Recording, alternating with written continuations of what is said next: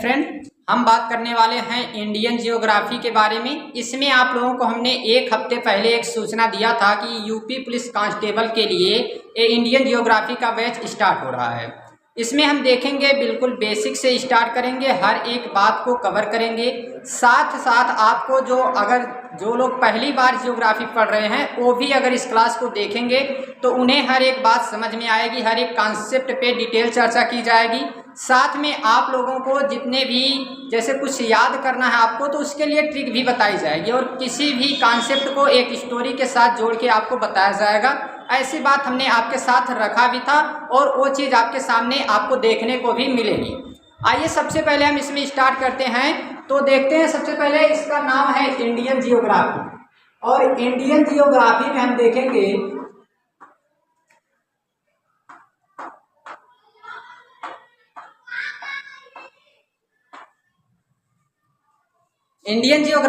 देखेंगे कि इसमें जियोग्राफी कहते किसे हैं। पहले इस बात पे हम चर्चा कर लेते हैं। तो जो जियोग्राफी है हमारा, ये जियो और प्लस ग्राफी नामक शब्द से बना है, ठीक ना। ये जियो और ग्राफी दो शब्दों से मिलकर बना है। ये है जियो और इसका मतलब होता है अर्थ और ग्राफी का मतलब होता है स्टडी। यानी इसका सिंपल सा मतलब होगा, जो शाब्दिक अर्थ अगर हम निकालना चाहें तो होगा कि स्टडी ऑफ अर्थ, यानी पृथ्वी का अध्ययन ही क्या कहलाता है, जियोग्राफी।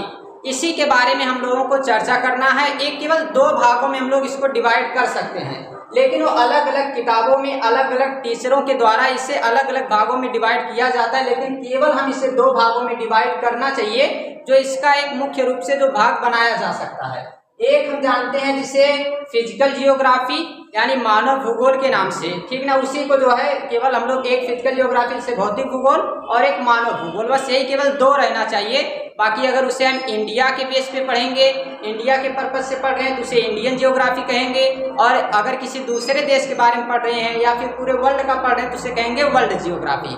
इसी तरीके से इसे हम दो अलग अलग भागों में बांटकर पढ़ते हैं। तो आज हम डिस्कस करने वाले हैं इसमें, आप जानते हैं जो सिलेबस है आपका, जो यूपी पुलिस कांस्टेबल का जो सिलेबस है उसमें इंडियन जियोग्राफी के बारे में डिटेल में आपको पढ़ना है। साथ में उसमें आपको देखना है कि कहाँ कौन सी नदी है, कहाँ से कहाँ तक निकलती है और कहाँ से निकले उसकी कौन कौन सी सहायक नदियाँ हैं। इन सभी बातों पे हमें चर्चा करना है।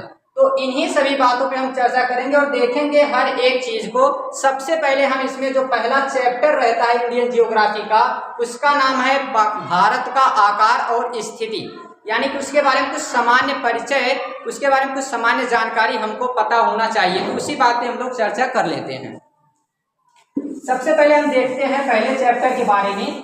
तो देखिए, जो भारत है हमारा, इस भारत के बारे में अगर हम लोग देखना चाहें तो सबसे पहले आपको एक रफली मैप बनाना आना चाहिए। एक कोई एग्जैक्ट मैप आपका नहीं रहेगा, लेकिन एक कम से कम ऐसा मैप होना चाहिए जिसके बारे में आप अगर दर्शाएं तो एग्जामिनर को लगना चाहिए कि हाँ ये जो है आपके इंडिया का ही मैप है।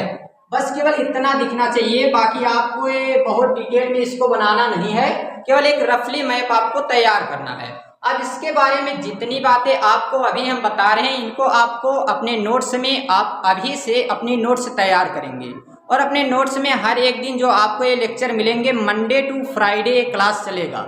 सैटरडे को हम प्लानिंग किए किसमें, आपका जो मंडे टू फ्राइडे क्लास रहेगा उसी का टेस्ट जो है आपके सामने रखा जाएगा, और वो टेस्ट भी आप जो है इसी तरीके से देखेंगे जैसे वीडियो आप देख रहे हैं। हर एक टेस्ट के क्वेश्चन आपके सामने रखे जाएंगे और जैसे इसका टाइमिंग जो रहेगा 30 सेकंड का टाइमिंग एक क्वेश्चन का रहेगा, उसके बाद आपको क्वेश्चन का आंसर भी दिखेगा, लेकिन उससे पहले आपको जो है इसको कमेंट करना होगा इसका आंसर। तो इस तरीके से जो है आपके सामने टेस्ट की भी प्रैक्टिस सेट रखी जाएगी। आगे हम लोग देखते हैं तो इसमें क्या क्या बात हमको ध्यान देना है भारत के बारे में, जो सामान्य परिचय की बात कर रहे हैं। सबसे पहले हमें किसी भी चीज का ध्यान देना चाहिए कि उसका आकार कैसा है। अगर इसके बारे में हमें अध्ययन करना है तो हमें देखना है कि इसका आकार कैसा है। तो हमारे भारत का जो आकार है, और आकार और स्थिति की बात हो रही है तो स्थिति क्या है और आकार क्या है, इस बारे में हमको चर्चा करना है। अगर हम पहले बात करें स्थिति की, तो इसकी अगर हम लोग स्थिति देखेंगे, लोकेशन इसका देखने वाले अगर हम हैं, तो ये आप देखेंगे कि जियोग्राफी में जब हम पृथ्वी की बात करते हैं तो एक पूरी पृथ्वी को कई बार लोग कहते हैं कि जियोइड आकार की है, कई लोगों का मानना है कि गोलाकार है।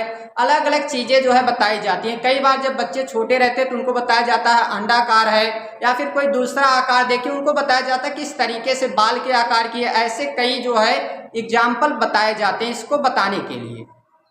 लेकिन वास्तविकता में एक गोलाकार भी नहीं है और अंडाकार भी नहीं है, बल्कि एक जियोइड आकार की है, जिसे भू-आभ भी कहते हैं हिंदी में। तो इसी के बारे में हमको देखना है। इसमें आप देखेंगे कि जैसे कहीं जो है खाई है, या फिर कहीं जो है आप देखेंगे मैदान है, कई जगह जो आप देखेंगे कि वहाँ पे सवाना के घास के मैदान है। फिर आप देखेंगे कि माउंट एवरेस्ट है, यानी कि एक ऊंची चोटी भी है।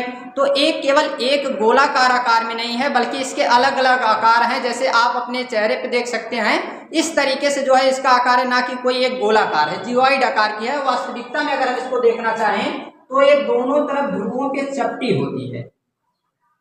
तो इस तरीके से इसका आकार रहता है, थोड़ा सा ध्रुवों पे चपटी है। इस तरीके से इस आकार को हम लोग जियोइड आकार कहते हैं। अब हम लोग इसमें बात करते हैं कि पूरे पृथ्वी में जो हमारा भारत है वो कहाँ स्थित है। पूरे वर्ल्ड में ये जो हम देखेंगे हमारी पृथ्वी है, तो इसमें कहाँ हमारा भारत स्थित है। तो आपको दिशा के बारे में जानकारी होगी, और अगर नहीं जानते, आप पहली बार ही देख रहे हैं, तो यहाँ ध्यान दीजिएगा कि जब भी हम देखते हैं ऊपर की बात अगर करते हैं कभी भी मानचित्र में, उस तरीके से आपकी दिशा पूर्व में जब आप देखते हैं तो जिधर से सूर्य निकलता है उधर आप पूर्व बताते हैं। लेकिन यहाँ मानचित्र में या फिर कॉपी किताब में जब आप देखेंगे कभी भी, तो आपको चित्र और यहाँ पे जो दिशा देखना है, चाहे चित्र देखें या खुद से बनाएं, यहाँ पे आपकी दिशा आपके अनुसार होनी चाहिए। यदि आप ऊपर की ओर देखेंगे तो यहाँ पे नॉर्थ होना चाहिए, यानी कि उत्तर रहेगा, और नीचे की ओर देखेंगे तो साउथ, और इस दिशा की ओर एक पूर्व रहेगा और इधर पश्चिम।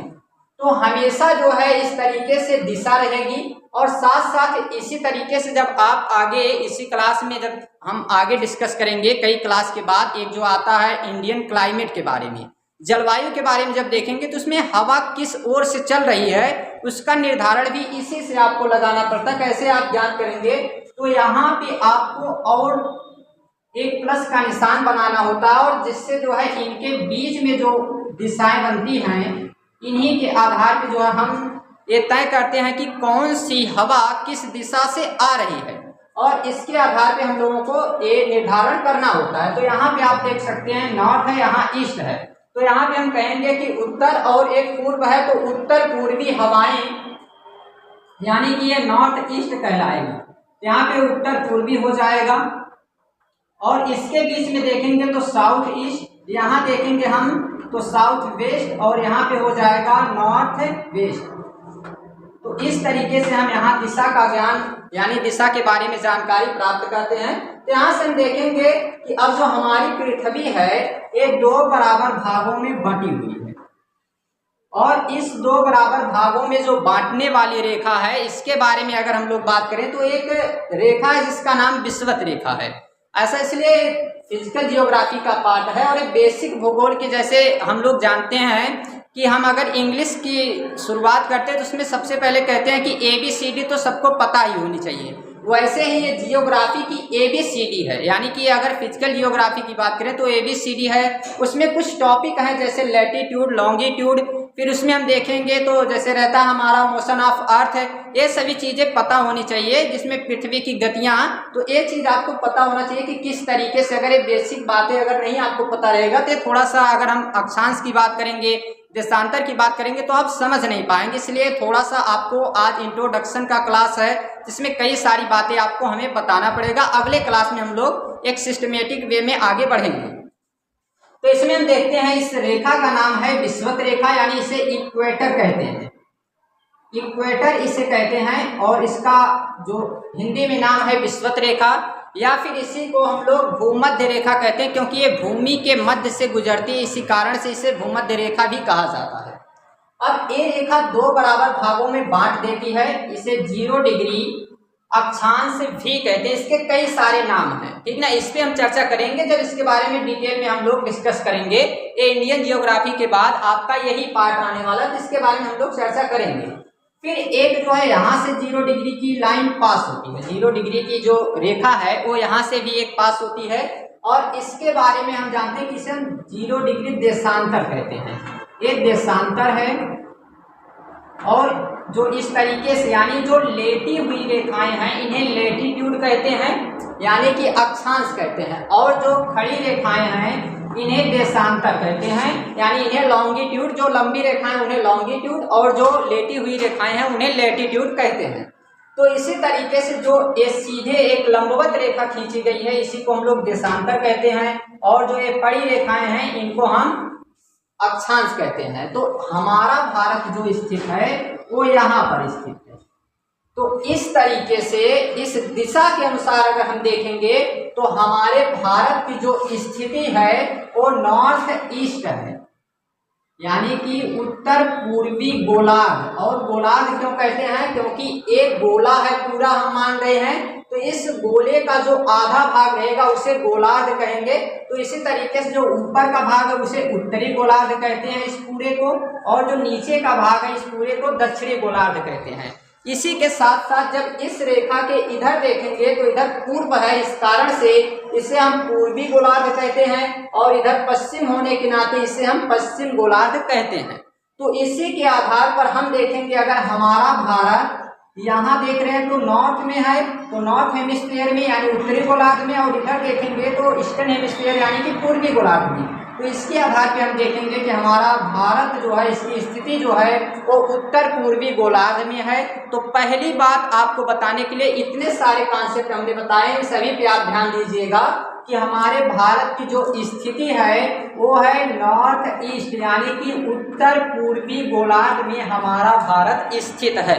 इस बात को आप ध्यान दीजिएगा। एक क्वेश्चन आपको विकल्पी क्वेश्चन के साथ साथ जैसे उसमें आपको इस तरीके से आ सकता है कि जो है भारत की स्थिति किस गोलार्ध में है, तो ये चीज आपको बताना पड़ेगा। आगे हम लोग देखते हैं तो स्थिति के साथ साथ अब अगर हम लोग बात करें आकार की, तो इसका आकार कैसा है? इसका आकार लगभग चतुष्फलकी माना जाता है। चतुष्फलकी मतलब कि ये चार जो है इसके जैसे हम देखेंगे कि इस तरीके से फैला हुआ है, इसके चार जो है अलग अलग कोण बनेंगे, तो इस तरीके से हम इसको कहेंगे कि ये चतुष्फलकी है। जैसे त्रिभुजाकार हम उसको कहते थे, तो ये जो है चार भुजाओं में है। जैसे सिंधु घाटी सभ्यता जब हम पढ़ रहे थे, इतिहास के कई सारे लेक्चर आपको मिले हैं, तो उसमें जब हम सिंधु घाटी सभ्यता पढ़ रहे थे हम जानते थे कि उसमें जो है एक त्रिभुजाकार, उसका लगभग त्रिभुजाकार आकार था। लेकिन भारत का पूरा आकार क्या हो जाता है, इसे हम लगभग चतुर्भुज कह सकते हैं या फिर चतुष्फलकी भी कहते हैं। इसमें हम जानते हैं कि इसका आकार चतुष्फलकी है यानी कि चार कोणों में है। साथ साथ अगर हम बात करें किसी चीज का तो इसमें क्षेत्रफल भी आपको पता होना चाहिए कि इसका क्षेत्रफल कितना होगा।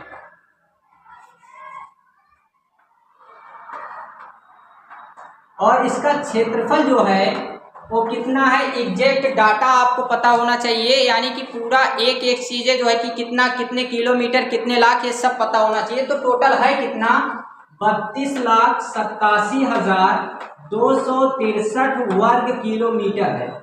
ये याद रखिएगा, 32,87,263 वर्ग किलोमीटर हमारे भारत का क्षेत्रफल है। इसमें सब कुछ कवर हो जाता है, इसका अक्षांश, देशांतर सब कुछ जोड़ के ये बताया जाता है कि 32,87,263 वर्ग किलोमीटर। कई बार यही आपको ऑप्शन में कैसे दिखता है, तो यहाँ पे आपको 32.8 लाख केवल लिख दिया जाएगा, और यही ये भी जो है ऑप्शन आपको कई बार दिखता है।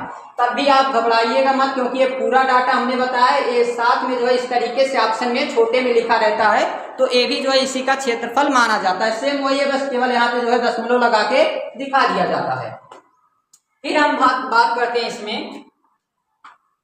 इसमें क्षेत्रफल हम देख लिए हैं, इसका आकार देख लिए हैं। अगर अब हम देखना चाहें कि हमारा भारत इतना बड़ा है, तो इस भारत की अगर हम लोग बात करें कि ये पूरे दुनिया में जितने देश हैं उन देशों में कितने नंबर पे आता है, तो हमारा भारत जो है वो इस तरीके से क्वेश्चन पूछे जाते हैं कि भारत की स्थिति या आकार के अनुसार भारत पूरे दुनिया में यानी कि अगर देखा जाए तो किस नंबर पे आता है क्षेत्रफल वाइज।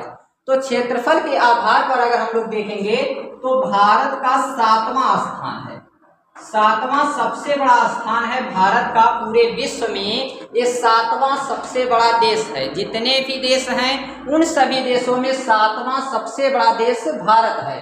अगर ये बात आती है कि 7वां सबसे बड़ा देश भारत है, तो कौन से 6 देश हैं जो हमारे भारत से बड़े हैं, तो उनके बारे में हम देख रहे हैं एक ट्रिक के साथ। और ट्रिक के साथ आपको हर एक देश के नाम याद हो जाएंगे और उनके नाम आपको याद रहने भी चाहिए। और एक 8वां देश भी बताएंगे जो 7वें के, ये 6 के अलावा 7वें पे भारत है। तो 8वां जो पूछा जाता है वो इसलिए उसको ज़्यादा जो है एग्जामिनर ध्यान देते हैं, क्योंकि उनको पता है कि इन 6 के बारे में लोगों ने ट्रिक बनाया हुआ है, तो इसके बारे में सबको पता होता है। लेकिन साथ में एक 8वां जो देश है उसके बारे में भी पता होना चाहिए, क्योंकि उसी पे ज़्यादा जो है उनका ध्यान रहता है। ये 7वां अगर बड़ा देश है तो 6 बड़े देश के लिए एक ट्रिक है, और वो ट्रिक आप याद रखिएगा। रुक चीन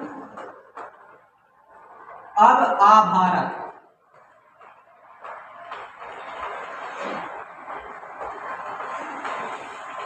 और यहां से आपको ये 2 अक्षर लिखा गया है रुक, तो यहां से हो जाएगा रूस, और एक का से हो जाएगा कनाडा, और तीसरे नंबर पे चीन, और यहां से अब में जो लिखा गया है पहले आ, तो इसका हो जाएगा अमेरिका, और बा से हो जाएगा ब्राजील, और इससे जो है आपका ऑस्ट्रेलिया।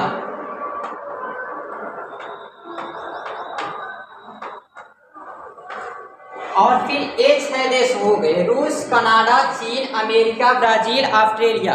इन 6 देशों के बाद 7वें नंबर पे आ जाता है भारत। तो इसी तरीके से यही 6 बड़े देश हैं जो हमारे देश से बड़े हैं। इसके बाद हम 8वें नंबर की जो बात कर रहे थे, वो 8वें नंबर का देश कौन सा है, तो अर्जेंटीना है। 8वें नंबर का देश जो है, 7वें के बाद जो 8वें नंबर का देश है अर्जेंटीना है। अर्जेंटीना दक्षिण अमेरिका का एक देश है। इसमें दक्षिण अमेरिका का देश ब्राजील भी है, और आप देख सकते हैं कि यहाँ पे ब्राजील एक बड़ा है भारत से, जो दक्षिण अमेरिका का ही देश है, और अर्जेंटीना है जो भारत से छोटा है। तो इस पे ज़्यादा जो है मतलब उनके क्वेश्चंस बनते हैं। इस तरीके से जब आप देखेंगे कहीं पर भी, जैसे बहुविकल्पी के रूप में जितने क्वेश्चन बनते हैं, तो कई बार अगर क्षेत्रफल वाइज इस तरीके का कोई क्वेश्चन आया तो इन्हीं के ऊपर ज़्यादा फोकस उनका रहता है। आगे हम बात करते हैं, तो आकार हमने देख लिया, क्षेत्रफल देख लिया, इसकी स्थिति क्या है। अब हम देख लेते हैं कि ये पूरा जो हमारा भारत है ये किस तरीके से कितने कितने अक्षांशों में फैला हुआ है। हर एक अक्षांश के बारे में हम लोगों को फैक्ट के साथ पता होना चाहिए, जिसपे क्वेश्चंस जो है बनते हैं, क्योंकि जो है ऐसा डाटा है जो जल्दी याद नहीं होता, और इसी को हम लोगों को याद करना है। साथ में ये भी ध्यान देना है कि वहाँ दोनों जगह अभी हम आपको उत्तर बताएंगे, तो क्यों उत्तर बताएंगे इसका रीजन हम पहले कॉन्सेप्ट बता दिए हैं, उसी में जोड़ के अभी हम आपको बता देंगे। तो सबसे पहले अगर हम लोग बात करते हैं, तो यहाँ सबसे ऊपर अगर भारत को हम देखते हैं सबसे ऊपर, तो यहाँ पर जो है कहाँ से कहाँ तक फैला है, तो ऊपर अगर हम लोग देखें और नीचे, तो इस तरीके से अगर हम इसको कहना चाहें तो हम कहेंगे नॉर्थ टू साउथ, यानी कि ये उत्तर से दक्षिण में, ठीक है। यानी कि ये उत्तर से दक्षिण में अगर हम इसको देखना चाहें तो कहाँ से कहाँ तक, कितने डिग्री से कितने डिग्री तक फैला हुआ है। फिर अगर हम देखेंगे इस तरीके से तो कहेंगे पूर्व से पश्चिम में कहाँ से कहाँ तक फैला हुआ है। लेकिन जब हम जानते हैं कि हमारा भारत जो है वो उत्तरी गोलार्ध में है, तो जब यहाँ से यहाँ तक की बात होगी तो यहाँ भी उत्तर लिखेंगे, यहाँ भी उत्तर लिखेंगे, यानी नॉर्थ ही लिखेंगे। ऐसा इसलिए क्योंकि ये नॉर्थ गोलार्ध यानी नॉर्थ हेमिस्फीयर में है, उत्तरी गोलार्ध में ही है, इसी कारण से। और जब हम देखेंगे पूर्वी में था, यानी इसका टोटल स्थिति हमने आपको बताया है कि ये क्या है, उत्तर पूर्वी गोलार्ध में स्थित है। तो उत्तर पूर्वी गोलार्ध में स्थित होने के कारण हम लोग क्या कहेंगे कि जब भी इसके बारे में चर्चा करेंगे कि कहाँ से कहाँ तक फैला है, तो यहाँ पर भी पूर्व लिखेंगे और यहाँ पर भी पूर्व लिखेंगे। इसी तरीके से जब इसको उत्तर और दक्षिण में देखेंगे तो यहाँ भी उत्तर और यहाँ भी उत्तर। इसी कारण से जो इसका फैक्ट लिखा जाता है वो क्या लिखा जाता है, तो 8 degree 4 minute 8 degree 4 minute north से यानी उत्तर से लेकर 37 डिग्री 6 मिनट नॉर्थ तक फैला हुआ है। इसे मिनट ही पढ़ना है और ये जो डिग्री है इसे आपको दशमलव नहीं डिग्री ही कहना है। इसी तरीके से इसको याद रखना होता है कि 8 डिग्री 4 मिनट नॉर्थ से लेकर ये 37 डिग्री 6 मिनट नॉर्थ तक फैला हुआ है। और इसके बाद अगर हम लोग देखते हैं तो यहाँ पे आपको ध्यान देना है, यहाँ 8 डिग्री है, यहाँ पे 37 डिग्री है, तो इसके बीच का जो अंतर है वो लगभग 30 डिग्री है, लगभग 30 डिग्री है। और फिर इसी तरीके से हम देखेंगे अगर यहाँ से पूर्व से और यहाँ इधर पूर्व से पश्चिम की ओर, लेकिन जब लिखेंगे तो पूर्व ही लिखेंगे क्योंकि पूर्वी गोलार्ध में स्थित है। तो यहाँ अगर हम लोग देखते हैं इसको तो ये हो जाएगा 68 डिग्री 7 मिनट ईस्ट से लेकर 97 डिग्री 25 मिनट 97 डिग्री 25 मिनट पूर्व तक या फिर ईस्ट तक कह सकते हैं इसको। तो यहाँ से यहाँ तक फैला हुआ है 68 डिग्री 7 मिनट ईस्ट से लेकर 97 डिग्री 25 मिनट। इसे हम इसलिए 2-5 नहीं पढ़े क्योंकि ये दशमलव नहीं है, डिग्री है, तो एक साथ कह सकते हैं 25। तो 25 मिनट तक फैला हुआ है। ये डाटा है एक इस तरीके से क्वेश्चन कई साल के। अब जब हम प्रैक्टिस सेट करेंगे तो उसी में प्रैक्टिस सेट के साथ ही आपको हम क्वेश्चन दिखाएंगे इस टॉपिक के बेस पर कि कितने कितने क्वेश्चन कहाँ से आए हुए हैं। तो अभी जो है इतना ध्यान रखिएगा कि 8 डिग्री 4 मिनट नॉर्थ से लेकर 37 डिग्री 6 मिनट नॉर्थ तक, और इधर अगर ध्यान देंगे तो 68 डिग्री 7 मिनट ईस्ट से लेकर 97 डिग्री 25 मिनट तक फैला हुआ है। ये टोटल जो है इसका क्या है, ये लैटिट्यूड और लॉन्गिट्यूड जो इसका विस्तार है उसी के बारे में हम देखेंगे। अक्षांशीय और देशांतरी विस्तार इसका क्या था, यही था। अब इसके बाद अगर हम लोग बात करें तो यहाँ से यहाँ तक इसकी लंबाई कितनी है और यहाँ से यहाँ तक इसकी लंबाई और चौड़ाई की बात करेंगे। तो ये चौड़ाई और इसकी ये लंबाई, इन दोनों बातों पे भी चर्चा हम लोग कर लेते हैं। तो लगभग हम देख रहे हैं कि यहाँ से यहाँ तक 30 डिग्री है लगभग, और यहाँ से यहाँ तक देख रहे हैं तो ये भी लगभग है 30 डिग्री। तो इसी कारण से हमको ये ध्यान देना है कि इसकी लंबाई चौड़ाई कितनी है। तो जब हम देखेंगे कि यहाँ से उत्तर से दक्षिण की ओर अगर हम लोग बात करेंगे तो यहाँ पे क्या रहता है, इसकी लंबाई जो रहती है ज़्यादा रहती है, जबकि जो है जब हम देखते हैं यहाँ पे इसकी चौड़ाई वो थोड़ी सी कम हो जाती है। उसका क्या कारण है, तो इसका पहले हम डाटा लिख लेते हैं फिर आपको बताते हैं। तो इसका डाटा जो है यहाँ से यहाँ तक तो देखेंगे यहाँ पे 3214 किलोमीटर, 3214 किलोमीटर। ये पूर्व से इधर जो है उत्तर से लेकर ये उत्तर से दक्षिण तक जो फैला हुआ है वो 3214 किलोमीटर तक फैला हुआ है। फिर अगर हम लोग बात करेंगे तो ये जो यहाँ से पूर्व से पश्चिम की ओर अगर बात करें तो 2935 किलोमीटर है, 2935 किलोमीटर। क्या कारण है कि इसकी चौड़ाई कम है और इसकी लंबाई ज़्यादा है। अगर इस चीज़ पे हम लोग चर्चा करें तो इसकी लंबाई ज़्यादा इसलिए है क्योंकि हम जानते हैं जो अक्षांश की बात अभी हम आपके सामने रखे थे, ये अक्षांश पे अगर हम लोग देखना चाहेंगे तो ये क्या रहता है कि इनके बीच की जो दूरी रहती है वो हमेशा समान रहती है। इसी कारण से इसे समांतर रेखा भी कहा जाता है। इनके बीच की दूरी हमेशा समान रहती है, इसी कारण से इसे हम लोग समांतर रेखा भी कहते हैं। तो इसमें हम जानते हैं कि इनके बीच का समान अंतर होने के कारण इन्हें हम समांतर रेखा कहते हैं। तो इनके बीच में समान अंतर रहता है, जबकि देशांतर जो होता है वो एक बिंदु से शुरू होकर और दूसरे जगह समाप्त होता है। तो इसी कारण से जैसे जैसे हम ध्रुव की ओर बढ़ते हैं और जैसे जैसे हम ध्रुव की ओर बढ़ेंगे तो इनके बीच की जो दूरी रहती है वो कम होती है। इसी कारण से हम देखते हैं कि यहाँ पे जो है 8 डिग्री है, तो ये हम देख रहे हैं कि विषुवत रेखा के पास है, तो यहाँ पर देशांतर की दूरी जो है ज़्यादा होती है। जैसे जैसे ऊपर की ओर बढ़ते हैं तो यहाँ 37 डिग्री तक चले जाते हैं, और जैसे ही 37 डिग्री की ओर जाते हैं तो इनके बीच की दूरी कम हो जाती है। इसी कारण से चौड़ाई में ये जो है 2933 किलोमीटर, जबकि लंबाई में 3214 किलोमीटर रहता है। यही रीजन है इनके बीच की जो दूरी है वो कम और ज़्यादा होने का। अब हम लोग अगले टॉपिक की ओर बढ़ते हैं। तो इसमें हम अब देखते हैं इसका अक्षांशीय और देशांतरी विस्तार देख लिए हैं, इसका हम लोग लंबाई और चौड़ाई देख लिए हैं। अब हम अगर भारत के बारे में बात करें तो इसी के साथ आपको याद रखना है कि जो इसका टोटल यहाँ पे हम देखना चाहेंगे कि इसे प्रायद्वीप भारत कहते हैं, ठीक ना, इसे याद रखिएगा। एक प्रायद्वीप भारत है, इसका आधा हिस्सा इसलिए बनाया जाता है क्योंकि जो है प्रायद्वीप भारत में केवल इतना ही जो है माना जाता है। तो इस प्रायद्वीप भारत में अगर हम लोग बात करेंगे तो यहाँ से लेकर यहाँ तक की ये जो पूरी संरचना है इसे हम लोग जलीय सीमा कहते हैं, यानी ये जल से लगी हुई सीमा है तो इसे हम लोग जलीय सीमा कहते हैं। और जो इसके ऊपर का ये भाग होता है ये स्थल से जुड़ा हुआ रहता है, इसलिए इसे स्थलीय सीमा कहते हैं।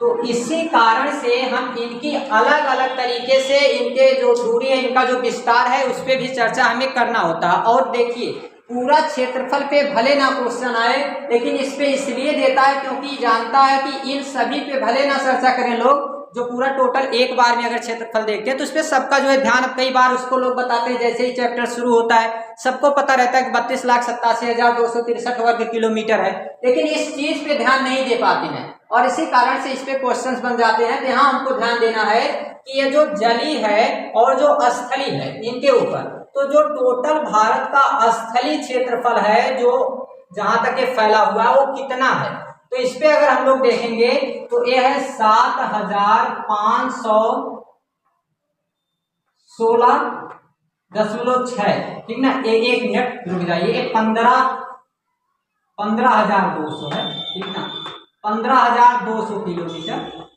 15,200 किलोमीटर स्थलीय है, 15,200 किलोमीटर इसका टोटल क्षेत्रफल जो है वो स्थल से लगने वाला क्षेत्रफल 15,200 किलोमीटर है। जबकि जो जलीय है, और जलीय में हम देखेंगे तो इसमें दो तरीके के क्वेश्चन है। पहली बात यह है कि एक तो मुख्य भूमि है। मुख्य भूमि का क्या मतलब है? मुख्य भूमि का मतलब है जो केवल हमारा भारत है, जो जिसे हम प्रायद्वीप भारत कहते हैं, उसे मुख्य भूमि में रखेंगे। जबकि जिसमें हम पूरा जो है इसमें द्वीप समूह को जोड़ देते हैं, जो अंडमान निकोबार और लक्षद्वीप है, जब हम इस द्वीपी देशों के यानी जो द्वीप हैं इनको जब जोड़ देते हैं अपने देश के साथ, तो उसे हम कहते हैं कि टोटल जो है उसमें जोड़ दिया जाएगा, तब उसका अलग डाटा है। और केवल मुख्य भूमि की बात करें तो उसका एक अलग डाटा है। तो पहले केवल मुख्य भूमि की बात कर लेते हैं। तो मुख्य भूमि का जो है एक जो टोटल जलीय क्षेत्रफल है वो है 6100 किलोमीटर। और जब हम बात करते हैं टोटल द्वीप समूहों को जोड़कर, अंडमान निकोबार और साथ में लक्षद्वीप द्वीप समूह, जब इन दोनों को जोड़ के देखते हैं तब ये हो जाता है 7,516.6 किलोमीटर, तब ये टोटल हो जाएगा। और केवल मुख्य भूमि की बात करेंगे तो ये कितना हो जाएगा? 6100 किलोमीटर, ठीक ना। ये जो है क्या था? तो ये जलीय और स्थलीय क्षेत्रफल था भारत का, जो अलग अलग भागों में बांटकर इसके बारे में हम लोग चर्चा करते हैं। अब हम लोग बात कर लेते हैं कि आखिर ऐसे कौन कौन से स्थान हैं जो भारत का सबसे पूर्वी, सबसे उत्तरी, सबसे दक्षिणी और सबसे पश्चिमी स्थान है, और उनका एग्जैक्ट नाम क्या है और कहाँ वो स्थित हैं, तो इनके बारे में भी हम लोग चर्चा कर लेते हैं। तो इस पे हम लोग देखते हैं अगर, तो भारत का सबसे जो पूर्वी स्थान है और जो सबसे पश्चिमी स्थान है, तो पूर्वी स्थान के बारे में जानते हैं कि वहीं जो है हम लोग मानते भी हैं कि यहीं सबसे पहले सूर्य का उदय भी होता है, तो उसके बारे में भी हम लोग चर्चा करेंगे। तो सबसे पहले हम लोगों को ये फिर से मैप बनाना है, जिस मैप की अभी हम बात कर रहे थे। केवल रफली मैप ही आपके सामने रहेगा, इसकी आप लोग कई बार प्रैक्टिस कर लेंगे तो हो जाएगा, इसमें कोई दिक्कत नहीं आती है। थोड़ा सा अगर जो है गड़बड़ भी बनता है तो चल जाएगा, क्योंकि आपको ये केवल एक रफली मैप ही तैयार करना है। अब इस पे अगर हम लोग बात कर लेते हैं तो सबसे पहले हम देखते हैं इसका, जैसे कि यहाँ पे आप जानते हैं और जैसे जैसे हम जो है बता रहे हैं, यहाँ पे जो चीज़ें अभी हम बताए थे ये कहाँ से कहाँ तक फैला हुआ है, तो आपको अगर आप क्लास देखें तो उसके साथ आपको याद रखना चाहिए। जैसे हमने यहाँ पे बताया था 37 डिग्री 7 मिनट, तो 6 मिनट, तो ये भी आपको याद होना चाहिए, ठीक है, यानी कि 37 डिग्री 6 मिनट ये आपको पता होना चाहिए। तो यहाँ पे कौन सी बिंदु है उसका क्या नाम है? तो इसका नाम है इंदिरा कोल, ठीक ना, इंदिरा कोल इसका नाम है। इस बिंदु का नाम है, जो सबसे उत्तरी बिंदु है उसे इंदिरा कोल कहते हैं, सबसे उत्तरी बिंदु है। फिर हम देखते हैं सबसे दक्षिणी बिंदु। तो सबसे दक्षिणी बिंदु जो है उसका क्या नाम है, तो उसका नाम देखिए, इस पे भी दो चीजें आती हैं, एक तो मुख्य भूमिका और एक आता है जो मतलब द्वीप में रहता है, अंडमान निकोबार द्वीप में एक स्थान है, उसकी भी चर्चा की जाती है। जो मुख्य भूमिका है उसका नाम है कन्याकुमारी,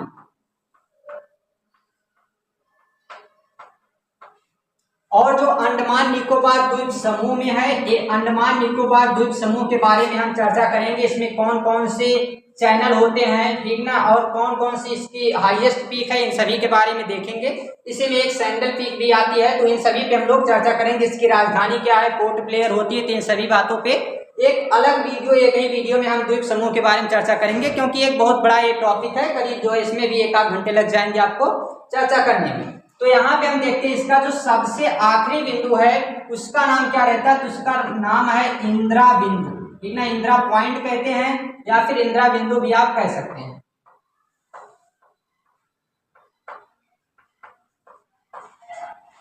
ये है आपका सबसे, भारत का सबसे दक्षिणी स्थान, जबकि ये मुख्य भूमिका है कन्याकुमारी, और ये पूरे भारत का द्वीप समूह सबको मिलाकर जो सबसे दक्षिणी बिंदु है वो है इंदिरा बिंदु। इंदिरा पॉइंट सबसे बढ़िया रहता है। इसका बिंदु का जो है इंग्लिश में मतलब ये नाम केवल जो है इसका अगर आप ट्रांसलेट करेंगे तब ये बिंदु हो जाएगा, लेकिन उस तरीके से इसको इंदिरा पॉइंट ही आप लोग याद रखिएगा। फिर हम लोग देखते हैं तो इसका सबसे पूर्वी स्थान कौन सा है और सबसे पश्चिमी स्थान कौन सा है। तो सबसे पूर्वी की अगर बात करते हैं तो है किवीथू, सबसे पूर्वी स्थान है किवीथू, और सबसे पश्चिमी स्थान जो है वो है गौहर माथा, या फिर कई बार जो है इसको गौहर माथा भी लिखा, माथा लिखा रहता है, गौहर माथा, ठीक ना, ये है। और फिर यहाँ पे किवीथू, ये दो चीजें आपको याद रखना है। एक क्या है, ये सबसे पूर्वी है, और एक क्या है, ये आपका सबसे पश्चिमी है। ये सबसे उत्तरी बिंदु इंदिरा कॉल, सबसे दक्षिणी बिंदु में मुख्य भूमिका कन्याकुमारी, और जो सबसे आखिरी बिंदु का है वो है इंदिरा बिंदु। और फिर इसके बाद हम देखेंगे तो पूर्व में किवीथू और पश्चिम में गौहर माथा। कहाँ कहाँ है, किस राज्य में स्थित है, तो ये आपका तमिलनाडु में स्थित है, तमिलनाडु में कन्याकुमारी तमिलनाडु में स्थित है। और जो इंदिरा बिंदु है ये अंडमान निकोबार में स्थित है, ग्रेट निकोबार का ये जो है बिंदु है, और इसे हम जानते हैं ग्रेट निकोबार का ये सबसे आखिरी पॉइंट है। साथ साथ ये 2004 में सुनामी के समय में डूब गया था, लेकिन फिर भी आज इसे भारत का सबसे दक्षिणी बिंदु अभी भी इसको माना जाता है। लेकिन मुख्य भूमि की बात नहीं कर रहे हैं, केवल जो है यानी कि पूरे भारत का सबसे दक्षिणी बिंदु कह रहे हैं, मुख्य भूमि का कन्याकुमारी ही रहेगा। और इंदिरा कॉल जो है ये कहाँ है, तो ये अभी लद्दाख, ठीक ना, ये लद्दाख वाले क्षेत्र में इधर आता है। और इधर हम देखेंगे तो ये जो हमारा इधर अरुणाचल प्रदेश में, और इधर हम देखेंगे गौहर माथा तो एक इसमें आता है गुजरात में। तो ये सभी जिस राज्य में स्थित हैं, और इनका जो नाम है, एक किवीथू जो है ये लोहित जिले में स्थित है, और यहीं पर सबसे पहले सूर्य का उदय होता है। इसके बारे में जैसे क्वेश्चन से आते हैं तो उसके बारे में हम लोग चर्चा करेंगे जब हम इसको देखेंगे। इसमें एक मानक समय का जो कॉन्सेप्ट रहता है उसके बारे में हम लोग जब चर्चा करेंगे तब हम लोग देखेंगे। अब हम लोग आगे बात कर लेते हैं। तो आगे अब हम लोग देखते हैं कि इसमें कितने स्टेट हैं, कितने इसमें डिस्ट्रिक्ट हैं, साथ साथ कितने विलेज हैं, इन सभी पे। अब देखिए विलेज के ऊपर चर्चा कर रहे हैं जो, तो उसका डाटा चेंज हो सकता है, मतलब बाद में जैसे जैसे जो है अलग अलग जनगणना होती रहती है तो उसमें चेंज होता है। लेकिन जो स्टेट रहेंगे, यूनियन टेरिटरी रहेगी, इसके बारे में कोई भी डाटा फिर से जैसे बदलाव तो हो सकते हैं, लेकिन बहुत ज़्यादा नहीं घट बढ़ सकते। एक आग जो है जैसे कई बार क्या होता है कि अभी पहले था तो 29 स्टेट थे, यानी कि 29 स्टेट थे, फिर क्या हुआ कि बाद में 28 स्टेट हो गए हैं और 8 यूनियन टेरिटरी हो गए हैं। तो ये जो है थोड़ा सा चेंज होता रहता है, लेकिन अभी जो है उसका जो है जो रियल डाटा आपका रहता है वो चीज़ आपको हम अभी बता रहे हैं। तो इसी के अनुसार आपको याद रखना है, क्योंकि अभी इतने जल्दी तो कुछ चेंज होने वाला नहीं है जब तक आपका एग्जाम होगा। और आपका एग्जाम अभी करीब जो है जुलाई के फर्स्ट वीक के आसपास में हो सकता है, ऐसा जो है मतलब सूचना मिल रही है। तो इसके बेस पे अभी जो है चेंज होने वाला नहीं है। अब हम लोग अगर बात करते हैं तो टोटल कितने स्टेट हैं, तो टोटल स्टेट 28 हैं, ठीक ना, ये सिंपल लगभग सभी को पता हो चुका है इसके बारे में। और यूनियन टेरिटरी की अगर बात करते हैं तो 8 हैं, यानी कि केंद्र शासित प्रदेश कितने हैं तो 8 हैं।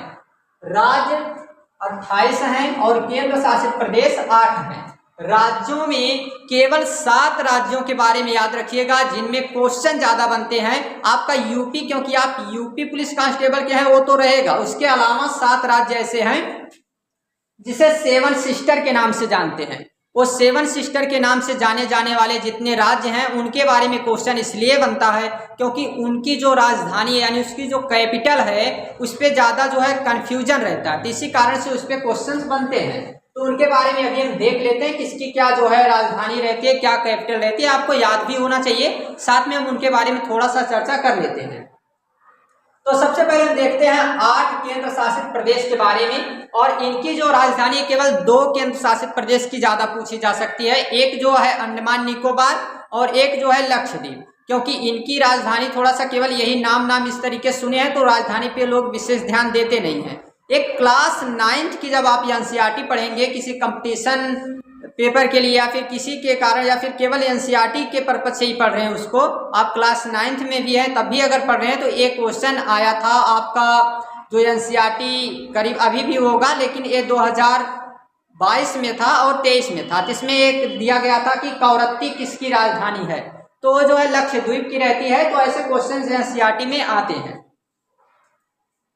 तो इसके बारे में हम लोग देख लेते हैं। सबसे पहले 8 केंद्र शासित प्रदेश के बारे में, और विलेज टोटल कितने, इसमें जो है विलेज टोटल कितने हैं तो 664,369, यानी कि यहाँ पे 6,64,369 क्या है टोटल गांव की संख्या, इतने विलेज हैं। अब इसमें डाटा जो है बदल सकता है जब बाद में जनगणना होगी, लेकिन अभी जो डाटा इसका मिला है मतलब अभी जो इस पे जनगणना हुई थी उसके अनुसार कितना है कि 6,64,369 है। और अगर बात करें कि टोटल डिस्ट्रिक्ट कितने हैं, कितने जिले हैं, तो 766 टोटल जो है क्या है डिस्ट्रिक्ट है, इतने जिले हैं हमारे पूरे भारत में। और केवल जो है अकेला 75 जिलों का जो राज्य है वो यूपी है, तो इसके बारे में भी ये डाटा थोड़ा सा पता होना चाहिए। वैसे इस पे थोड़े से क्वेश्चन कम बनते हैं। हम बात कर लेते हैं 8 केंद्र शासित प्रदेशों के बारे में। तो 8 केंद्र शासित प्रदेश कहाँ स्थित हैं उनके बारे में हम देखते हुए मैप के साथ, ऐसा इसलिए आपके सामने बार बार इसको बनाने का बस एक ही मकसद है कि ये आपको जो है पता होना चाहिए कि ये जितनी बार मतलब आप बनाएंगे उसी के साथ आपको आएगा भी, और मैप के साथ अगर आप पढ़े रहेंगे तो चीजें आपको याद रहेंगी। आगे जो है हम लोग अगर आप लोगों का इस पे जो है विशेष ध्यान रहा इस यूपी पुलिस कांस्टेबल के बैच पर, तो हम लोग जल्द ही, अभी आज 15 तारीख है तो जल्द ही हम लेकर आएंगे आप लोगों के सामने हिस्ट्री का भी बैच, मतलब जो लगभग 1 अप्रैल से आ जाएगा। अगर आप लोगों का इस पे जो है सही रिस्पॉन्स रहा जिस तरीके से आप इसको चाहेंगे तो उसी तरीके से जो है जल्द ही इतिहास का भी बैच आ जाएगा। ये थोड़ा सा मैप अच्छा नहीं बनाया, फिर भी देख लीजिए, केवल केंद्र शासित प्रदेश को देखना है, फिर से इसको हटाना ही है। तो पहला जो है यहाँ पे क्या रहता है जम्मू कश्मीर है, जम्मू कश्मीर। फिर इसके बाद दूसरा है लद्दाख, पहला जम्मू कश्मीर, दूसरा लद्दाख, तीसरा है दिल्ली, तीसरा दिल्ली है जो हमारे देश की राजधानी भी नई दिल्ली है लेकिन इसको हम लोग जो है दिल्ली याद रखेंगे।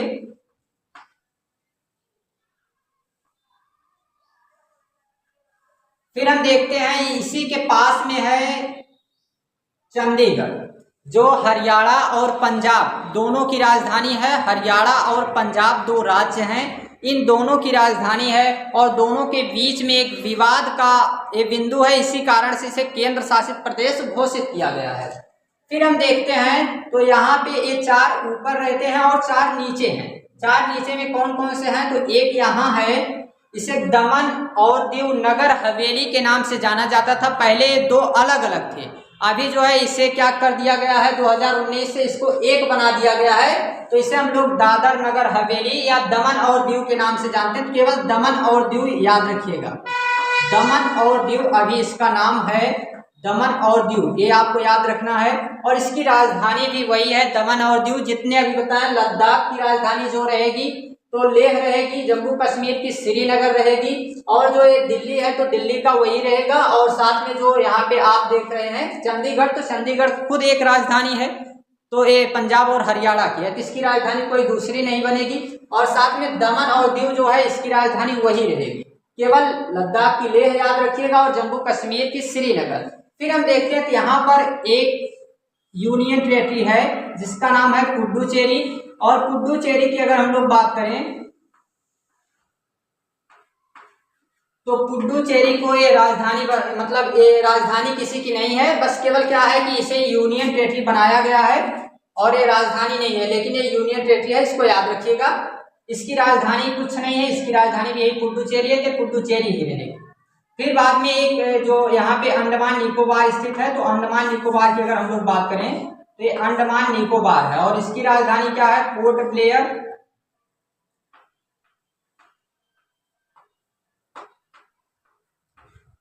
और यहाँ पे है लक्षद्वीप, और लक्षद्वीप की अगर हम लोग बात करें तो इसकी राजधानी कवरत्ती रहती है।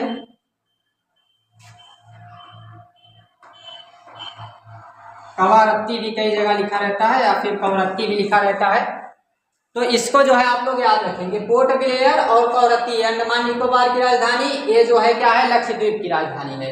ये टोटल आपके क्या थे, तो एक केंद्र शासित प्रदेश हैं जिनकी राजधानी और उनके नाम, उसकी लोकेशन हम लोग देख चुके हैं। अब आप लोग जानते हैं कि राज्य के बारे में लगभग सभी को जो है उसका एक उसकी लोकेशन साथ साथ उसकी कैपिटल आपको पता होना चाहिए।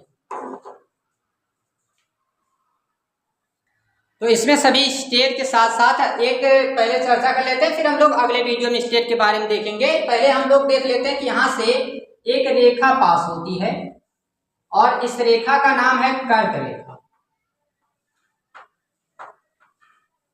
और ये क्वेश्चन किस तरीके के पूछे जाते हैं, तो इस पे पूछा जाता है कि कौन कौन से स्टेट से पास होती है। साथ साथ में हम जब इसको कर्क रेखा के बारे में डिटेल में चर्चा करेंगे अपना फिजिकल ज्योग्राफी में, लेकिन ये केवल यहाँ पे क्या देखना है कि भारत के कौन कौन से राज्य हैं जहां से कर्क रेखा गुजरती है।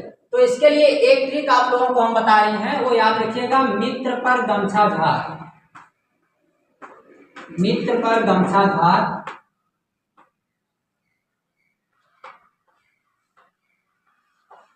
और इसी से आपके सभी राज्यों के नाम आ जाएंगे, ठीक ना। इसी से हम सभी राज्यों के नाम बता देते हैं। ये है मिजोरम, और इससे हो जाएगा आपका त्रिपुरा, ये हो जाएगा पश्चिम बंगाल,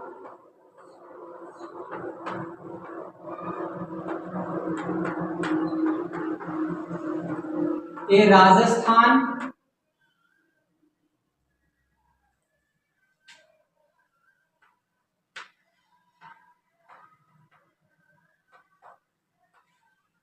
इससे हो जाएगा गुजरात, और मध्य प्रदेश,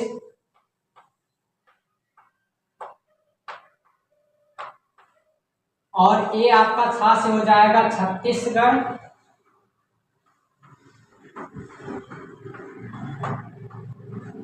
और यहाँ पे सबसे लास्ट में जो झार है इससे हो जाएगा झारखंड। तो ये टोटल आपके स्टेट थे। फिर से आपको एक बार बता देते हैं, इधर से आप चलेंगे तो देखेंगे पहला मिजोरम, त्रिपुरा, ठीक है, यहाँ मिजोरम, फिर त्रिपुरा, फिर पश्चिम बंगाल, और यहाँ आप देखेंगे तो राजस्थान, फिर साथ में हम देखेंगे तो यहाँ गुजरात, और गुजरात के बाद मध्य प्रदेश, मध्य प्रदेश के बाद छत्तीसगढ़, और छत्तीसगढ़ के बाद यहाँ पे झारखंड। लेकिन जब हम लोग देखेंगे इसके बारे में स्टेट के साथ, जब देखेंगे आपको कल अगले वीडियो में जब स्टेट दिखाएंगे तो स्टेट के साथ आपको जो हम लोग बता देंगे कि यहाँ से एक एक स्टेट के साथ देखते चलेंगे। तो एक जो है ये क्या हो जाएगा कि जैसे क्रम में कौन कौन आते हैं पहले, उसके बारे में भी चर्चा कर लेंगे। तो यहाँ से अगर देखना चाहते क्या हो जाता है, गुजरात, राजस्थान, फिर मध्य प्रदेश, छत्तीसगढ़, झारखंड, पश्चिम बंगाल, यहाँ पे त्रिपुरा और मिजोरम, ये यहाँ पे क्रम में रहता है। लेकिन अगर ट्रिक के साथ केवल नाम आपको याद रखना है, ये ट्रिक है मित्र पर गमछा झार, इससे आप इनके नाम याद रख सकते हैं। बाकी अगले क्लास में हम लोग डिस्कस करेंगे।